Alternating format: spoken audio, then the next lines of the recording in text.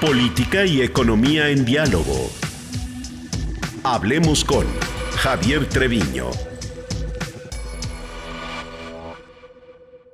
De repente, la Fed toma una decisión el día de ayer, 100 puntos base, baja entre el 0 y el 0.25, y ahorita los mercados están como nunca. O sea, es una situación inédita, yo diría mucho más allá y más profundo que la del propio 2008. ¿Tú cómo la ves? Buenos días. Hola Pedro, buenos días. Efectivamente, pues una situación muy grave. El virus se ha convertido en una de las grandes amenazas, no solamente a la salud, sino a la economía global, a los mercados financieros.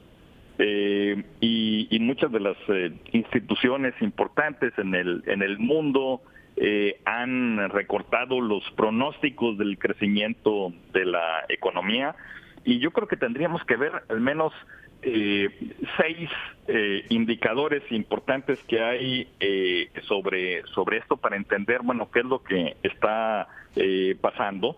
Desde la perspectiva económica, no solamente el tema es que el coronavirus tiene un impacto en la salud de las sociedades en los diferentes países, sino el nivel de disrupción de las economías por todas las medidas de contención, Pedro, y eso es muy importante. Los gobiernos lo tienen que hacer, pero tienen un impacto en las economías.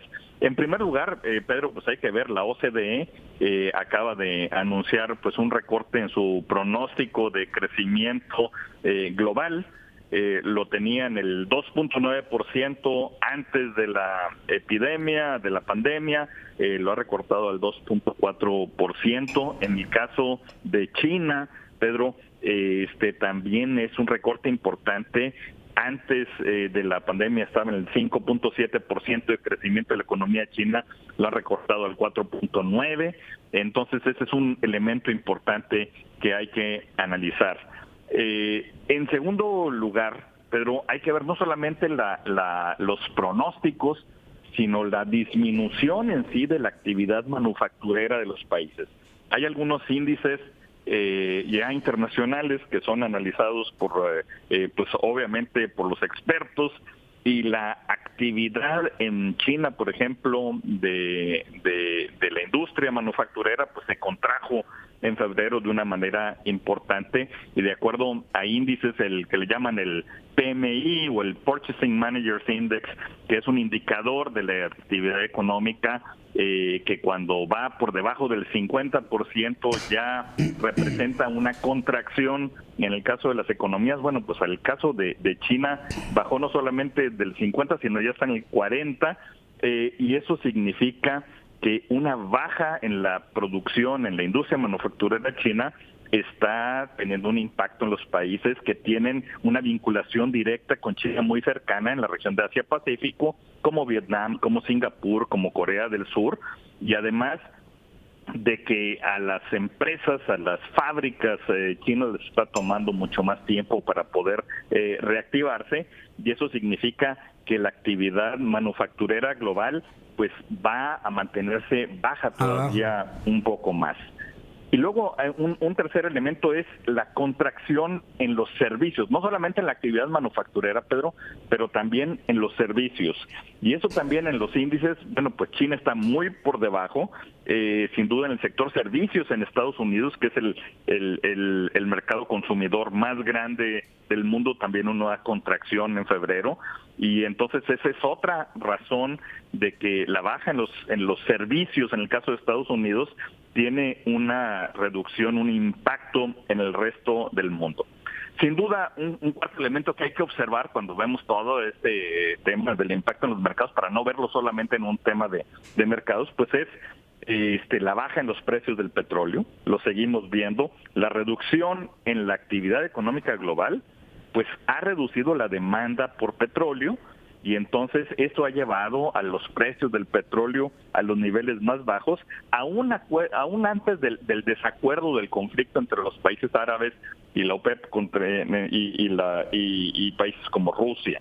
Entonces ese es otro elemento que hay que verlo muy de cerca, y obviamente China, hay que recordarlo, que es el epicentro de la problemática y de la crisis del coronavirus, pues es el importador más grande del mundo de petróleo.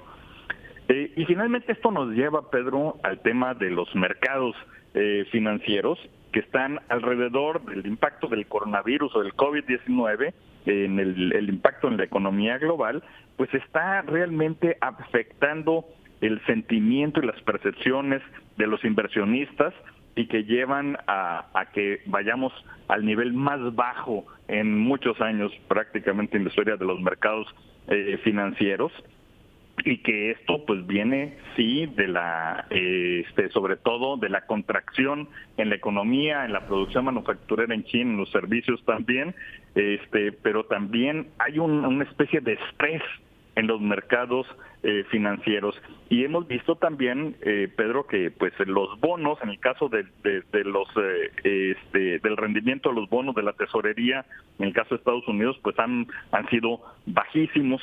Eso lo que ha llevado es justamente a que la Reserva Federal tomara una decisión como la que tomó ayer, raro, en domingo, de recortar las tasas de interés una vez más prácticamente a cero. Y eso deja ya a los bancos centrales del mundo, Pedro, pues sin muchos instrumentos más para actuar. Y entonces los ministros de finanzas del G7 recientemente y los banqueros centrales de esos países decían, bueno, pues vamos a utilizar todas las herramientas apropiadas que estén en nuestras manos para contener la amenaza económica que nos impone el COVID-19, el coronavirus. Bueno, pues ya lo hicieron y vemos lo que pasó hoy, y aun cuando los bancos centrales han estado bajando las tasas, pues no hay mucho más que puedan hacer después. Entonces, lo que ocurre, Pedro, es que las medidas de política monetaria en realidad no ayudan, y por eso quería comentarte los otros 6 elementos. La política monetaria no necesariamente ayuda cuando hay una disrupción en las cadenas de suministro de la industria en el mundo. Y es diferente la crisis, porque algunos quieren hacer la analogía de la crisis que estamos viviendo hoy con la crisis del 2008, y hay muchas diferencias, y sobre todo hay un tema de liquidez que hay en el mundo que era diferente al que no había en el 2008. Entonces, el problema de hoy, Pedro, es ese alto, la manera como se ha detenido la producción en el mundo. Pues lo que pasa es que la política monetaria y reducir las tasas de interés no tiene mucho cómo solucionarlo. Entonces, porque el jefe de la Reserva Federal pues no va a poder reabrir las fábricas que ya se cerraron, Pedro, por la cuarentena en muchas partes del mundo. Eso es un hecho real. Entonces, la política monetaria tampoco va a regresar a todos los los consumidores que van a los centros comerciales en los diferentes países del mundo que vayan a comprar, o tampoco la política monetaria te va a regresar a los turistas que iban a viajar y que ahora ya no están viajando y no están tomando aviones y que han cancelado los viajes por avión. Entonces aquí es un tema de la economía real. Entonces, ¿y qué es lo que se requeriría? Y lo mismo, desafortunadamente, está pasando, Pedro, también cuando hablamos no solamente de política monetaria, sino de política fiscal, es decir, los temas de gasto público y de impuestos. O sea, cuando algunos países anuncian, Pedro, que va a haber algunos créditos fiscales para que se pueda reanimar la producción, pues, lo que es importante realmente al final del día es el tema de salud.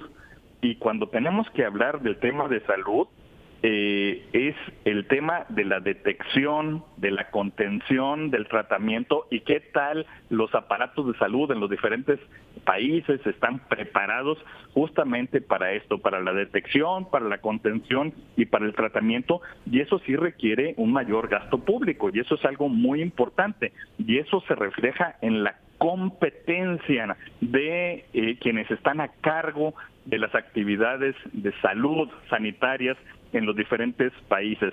Entonces, más que hablar ahorita del tema financiero, que ya vimos que la política monetaria no te lo va a solucionar, y ya vimos el impacto hoy en los mercados, el tema es qué tanto los servidores públicos encargados de los temas de salud van a restaurar la confianza pública que se requiere, porque se requiere transparencia, precisión al reportar las infecciones, las fatalidades, las políticas públicas que se tienen que anunciar para poder evitar el contagio, para poder evitar justamente un mayor daño a los países y a las comunidades.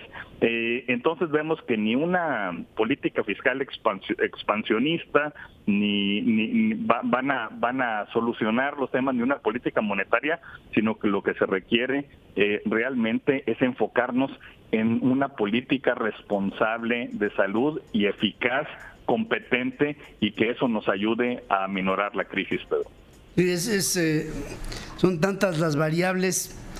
Es tan grave el problema, el estancamiento de la economía mundial es tan agudo que nos está llevando, pareciera, a un nuevo orden económico. No puedo ni siquiera describir cómo.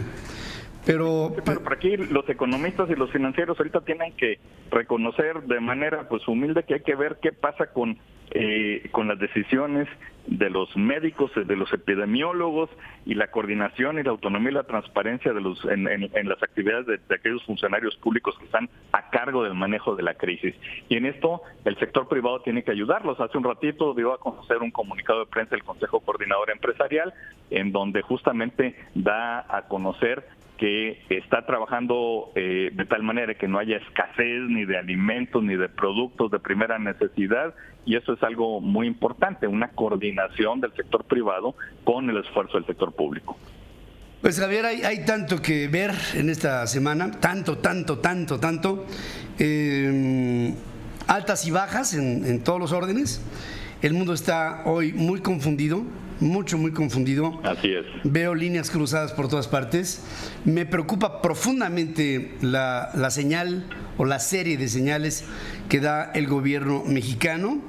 Estoy viendo ya algunas de las reacciones y creo que hubo una muy cáustica que dijo: seré breve, no tenemos presidente, dijo un comentario aquí dentro de las redes sociales. Estamos viendo muchas carencias, y esto nos puede explotar en la cara si es que entre los particulares no hacemos algo para la prevención aquí en México. Sin duda, y la anticipación es fundamental, y tenemos que ver, pues ya lo que ha ocurrido en Italia, en España, en algunos otros de los países europeos, y evitarlo. Estamos justamente en el momento adecuado para hacerlo, Pedro. Hay que estar viendo las cifras, qué es lo que está ocurriendo, y yo creo que si tomamos las políticas públicas adecuadas y se implementan de manera adecuada, ya hay un apoyo por parte del sector privado a la estrategia del gobierno, podemos aminorar el impacto de esto. Gracias, Javier, como siempre. Gracias y buenos días. Política y economía en diálogo. Hablemos con Javier Treviño.